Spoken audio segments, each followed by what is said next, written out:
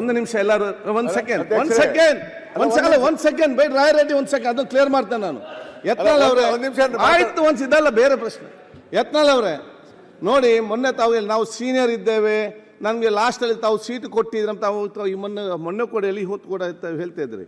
ನಾನು ಭಾಳ ಸ್ಪಷ್ಟ ಬರ್ತೇನೆ, ರಾಜ್ಯದಲ್ಲಿ ಸೀನಿಯರ್ ಜೂನಿಯರ್ ಅಂತ ಇಲ್ಲ. ಅಧಿಕಾರ ಇದ್ದವನೇ ಸೀನಿಯರ್, ಅಧಿಕಾರ ಇಲ್ಲದವನು ಜೂನಿಯರ್. ನಾವು ಹೇಳ್ದು ಕೇಳಿ ಒಂದು ಸೆಕೆಂಡ್ ನಾನು ಒಂದು ಹೇಳ್ದು ಕೇಳಿ ಇಲ್ಲಿ ಆಯ್ತು. ಒಂದು ಹೇಳ್ದು ಕೇಳಿ, ನಾವು ಇಲ್ಲಿ ಸೀಟ್ ಕೊಡುವಾಗ ಸೀನಿಯಾರಿಟಿ ನೋಡಿ ಕೊಡುದಲ್ಲ. ಯಾರಿಗೆ ಜಾಸ್ತಿ ಸಂಖ್ಯೆ ನಂಬರ್ ಇದ್ರೆ ಅವ್ರಿಗೆ ಈ ಸೈಡ್ ಕೊಡುವಂಥದ್ದು, ಕಡಿಮೆ ಸಂಖ್ಯೆ ನಂಬರ್ ಇದ್ರೆ ಈ ಕಡೆ ನಾವು ಕೊಡುವಂಥದ್ದು. ಅದಕ್ಕಿಂತ ಕಡಿಮೆ ಇದ್ದರೆ ಆ ಕಡೆ ಬಂದು ಸೇರ್ತಾರೆ. ನೀವು ಇಲ್ಲಿದ್ದಾಗ ನಿಮಗೆ ಫ್ರಂಟ್ ಸೀಟಲ್ಲೇ ಕೊಟ್ಟಿದ್ದೆವು. ನಿಮಗೆ ಬೇಕಾದಾಗ ಇಲ್ಲಿ ಬರುವುದು, ಬೇಡದಾಗ ಅಲ್ಲಿ ನೀವು ಬಿಟ್ಟು ಹೋದರೆ ನಾವೆಂತ ಮಾಡಲಿಕ್ಕೆ ಅಲ್ಲಿ ಕೊಡ್ಲಿಕ್ಕೆ ಆಗ್ತದೆ ನನಗೆ? ನೀವು ನಮ್ಮ ಈ ಕಡೆ ಬಂದರೆ ಇಲ್ಲಿ ಫ್ರಂಟಲ್ಲಿ ಬರ್ತದೆ, ನೀವು ಇಲ್ಲಿ ಬಂದರೆ ನಿಮ್ಗೆ ಇಲ್ಲಿ ಫ್ರಂಟಲ್ಲಿ ಬರ್ತದೆ. ಅಧ್ಯಕ್ಷರೇ, ನಾವು ಬೇಕಂದಾಗ ಬರುವುದು ಬಿಡೋದಲ್ಲ, ನಾವೇ ನಿಜವಾದಂತ ನಿಷ್ಠಾವಂತ ಕಾರ್ಯಕರ್ತರು. ಈ ಸದನದಲ್ಲಿ ನಿಜವಾಗಿ ವಿರೋಧ ಪಕ್ಷ ನಾಯಕ ಅಂದ್ರೆ ನಾನೇ. ಆಯ್ತು, ನಾ ಅಡ್ಜಸ್ಟ್ಮೆಂಟ್ ಗಿರಕಿ ಅಲ್ಲ, ನಾ ಯಾರು ನೋಡ ಹೊಂದಾಣಿಕೆ ಮಾಡ್ಕೊಂಡೆಲ್ಲ, ನಾ ಮುಖ್ಯಮಂತ್ರಿಗಳ ಕಚೇರಿಗೆ ಹೋಗಿಲ್ಲ, ಯಾವ ಮಂತ್ರಿಗಳ ಬಳಿ ದಯಾಪರನಾಗಿ ಕೇಳ್ಕೊಂಡಿಲ್ಲ. ಬಿಜೆಪಿ ವಿರೋಧ ಪಕ್ಷದ ನಾಯಕರು ಬೇಕಾದ್ರೆ ಡೆಪ್ಯೂಟಿ ಸ್ಪೀಕರ್ ಪಕ್ಕ ನೀವು ಒಂದು ಕುರ್ಚಿ ನನಗೆ ಅಲಾಟ್ಮೆಂಟ್ ಮಾಡ್ಬೇಕಂತ ವಿನಂತಿ ಮಾಡ್ಕೊಂಡು. ಓಕೆ, ಈಗ ರಾಯ್ ರೆಡ್ಡಿ ಅವರು. ಮಾನ್ಯ ಅಧ್ಯಕ್ಷರೇ, ಇವತ್ತು ಉತ್ತರ ಕರ್ನಾಟಕದ ವಿಚಾರದಲ್ಲಿ ತಾವು ಚರ್ಚೆಗೆ ಅವಕಾಶ ಕೊಟ್ಟಿದ್ದೀರಿ, ತಮ್ಮ ಧನ್ಯವಾದಗಳು. ಆದರೆ ಕ್ವಶನ್ ಅವರ್ ತೆಗೆದು ಕೂಡಲೇ ಉತ್ತರ ಕರ್ನಾಟಕದ ಚರ್ಚೆ ಮಾಡುವಂಥ ಅವಶ್ಯಕತೆ ಇಲ್ಲ. ಮಾನ್ಯ ವಿರೋಧ ಪಕ್ಷದ ಮುಖಂಡರು, ವಿರೋಧ ಪಕ್ಷದ ನಾಯಕರು, ಅವರಿಗೆ ಕೇಳ ಹಕ್ಕಿದೆ, ನಾನು ಅದ್ರ ಬಗ್ಗೆ ನಾನು ಡಿಸ್ಪ್ಯೂಟ್ ಇಲ್ಲ. ಆದರೆ ನೀವು ಈಗಾಗಲೇ ಅಜೆಂಡಾದಲ್ಲಿ ಉತ್ತರ ಕರ್ನಾಟಕ ಚರ್ಚೆ ಹಾಕಿಬಿಟ್ಟಿದ್ದೀರಿ. ಹಾಕಿದ್ರಿಂದ there is no meaning for the adjournment motion at all. You cannot admit. ನೋಡಿ, ಅದರಲ್ಲಿ rules 162 it is categorically said speaker to decide admissibility of the motion, any motion.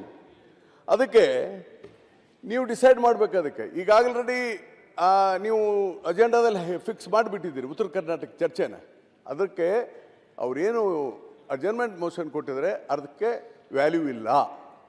ಅದನ್ನು ತಾವು ಅವ್ರಿಗೆ ಹೇಳಿ ಕ್ವಶನ್ ಅವರ್ ಮುಗಿದ ತಕ್ಷಣ ಉತ್ತರ ಕರ್ನಾಟಕದ ಚರ್ಚೆ ಮಾತಾಡಿ. ಬಹಳ ಸಂತೋಷ ನೀವು ಒತ್ತಾಯ ಮಾಡ್ತಿರೋದು, ನನಗೆ ದೇರ್ ಇಸ್ ನೋ ರೂಲ್.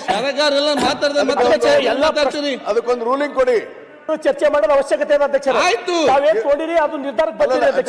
ನೀವು ಚರ್ಚೆ ಮಾಡಬೇಡಿ. ರಾಯ್ ರೆಡ್ಡಿ ಅವರು ಹೇಳಿದ್ದೀರಿ ತಮ್ಮ ಸಲಹೆ ಅಲ್ಲ, ಅದಕ್ಕೆ ಒಂದು ರೂಲಿಂಗ್ ಕೊಟ್ಬಿಡಿ ಅಂತ ಹೇಳಿದ್ದ. ನೀವು ನಿಮ್ಮ ರೋಗವು ನಿಂದೆ, ಮದ್ದು ನಿಂದೆ, ಮತ್ತೆ ನಾನೇ ಕೇಳಿ ಕೂತ್ಕೊಳ್ಳೋದು.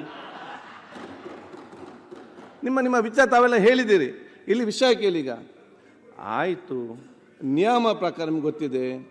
ನಿಯಮ ಪ್ರಕಾರ ನಮಗೆ question hour is very important ಅಂತೇಳಿ ಫಸ್ಟ್ ಕ್ವಶನ್ ಅವರ್ ತೆಕ್ಕೊಳ್ಳುವಂಥ ನಿಯಮ ಪ್ರಕಾರ. ಅದರ ಅನುಗುಣವಾಗಿ ನಾವು ಕೂಡ ಎಜೆಂಡಾದಲ್ಲಿ ಫಸ್ಟ್ ಕ್ವಶನ್ ಅವರ್ ಆದ ನಂತರ ವರದಿಯನ್ನು ಒಂದು 2 ಮಿನಿಟ್ಸಲ್ಲಿ ಸಲ್ಲಿಸಿ ಮತ್ತೆ ಉತ್ತರ ಕರ್ನಾಟಕ ಚರ್ಚೆ ಅಂತೇಳಿ ನಾವು ಅದನ್ನು ಎಜೆಂಡಾದಲ್ಲಿ ಕೂಡ ಹಾಕಿದ್ದೇವೆ. ಈ ಮಧ್ಯದಲ್ಲಿ ಪ್ರತಿಪಕ್ಷದ ನಾಯಕರು ಕೂಡ ಇವತ್ತು ಒಂದು ಅದರ ಬಗ್ಗೆ ನಿಲುವಳಿ ಸೂಚನೆ ಕೊಟ್ಟಿದ್ದಾರೆ. ಇದರ ಮಧ್ಯದಲ್ಲಿ ಏನು ನಮಗೆ ಕ್ವಶನ್ ಅವರ್ ಬೇಡ, ನಮಗೆ ಉತ್ತರ ಚರ್ಚೆಗೆ ಬೇಕಂತೇಳಿ ಕೆಲವರು ಕೂಡ ಕೇಳಿದ್ದಾರೆ, ಕೆಲವರು ಕ್ವಶನ್ ಅವರ್ ಬೇಕಂತ ಹೇಳಿದ್ದಾರೆ. ಈಗ ನೀವು ನನ್ನ ವಿಚಾರ ನಾನು ಈಗ ಹೇಳಿದೆ ಅಂತ ಹೇಳಿದೆ, ನಿಮ್ಮನ್ನು ಒಂದು ಸಮಾಧಾನವಾಗಿ ಕಾಂಪ್ರಮೈಸ್ ಆಗಿ ಹೋಗಲಿಕ್ಕೆ ನಿಮಗೆ ಉತ್ತರ ಕರ್ನಾಟಕದ ಚರ್ಚೆ ಆದ್ಯತೆ ಬೇಕಾದಲ್ಲಿ ನಿಮ್ಮ ಅರ್ಥ ಮಾಡಿಕೊಂಡು ಸರ್ಕಾರ ಕೂಡ ಅದನ್ನು ಹೇಳಿದ ಮೊದಲು ತಗೊಳ್ಬೋದು ಅಂತ ಹೇಳಿಕೊಂಡು ನಾನು ಬೇಕಾದರೆ ಉತ್ತರ ಕರ್ನಾಟಕದ ಚರ್ಚೆಗೆ ನಾನು ಮೊದಲ ಆದ್ಯತೆ ಎಲ್ಲ ಬದಿಗಿಟ್ಟು ಮೇಲೆ ನಾನು ಕೊಡಲಿಕ್ಕೆ ನಾನು ತಯಾರಿದ್ದೇನೆ.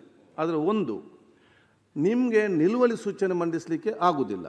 ನಿಲುವಳಿ ಸೂಚನೆ ಮಂಡಿಸಬೇಕಾದ್ರೆ ಅದು ಕ್ವಶನ್ ಅವರ್ ಆದ ನಂತರವೇ ನೀವು ಮಂಡಿಸಬೇಕು. ಆದ ಕಾರಣ ಈ ಎಲ್ಲ ವಿಚಾರ ಬೇಕಾದಲ್ಲಿ ಒಂದು ಸ್ಟೆಪ್ ಮುಂದೆ ಹೋಗಿ ನಾವು ನೇರವಾಗಿ ಉತ್ತರ ಕರ್ನಾಟಕ ಚರ್ಚೆ ಬೇಕಾದ್ರೆ ಹೋಗುವ, ಅಥವಾ ಪ್ರಶ್ನೋತ್ತರ ತೆಕ್ಕೊಂಡು ಇದರ ಮುಂದೆ ಹೋಗುವಂಥ ವಿಚಾರ ಮಾಡುವ.